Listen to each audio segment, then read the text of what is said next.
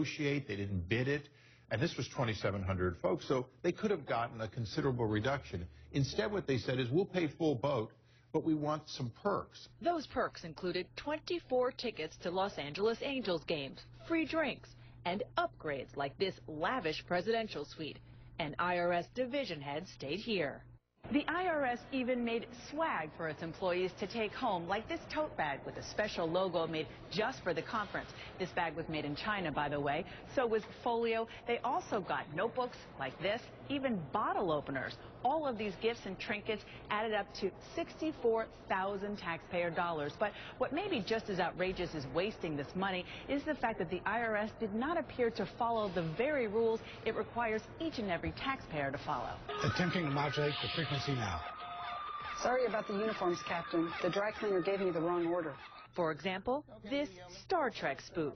The Inspector General said this and other videos made for the conference cost $50,187.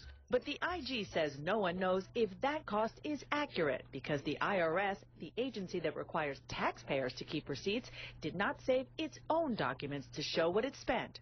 The new acting IRS Commissioner Danny Werfel calls this wasteful spending inappropriate and stresses they have already reduced the cost and size of IRS conferences.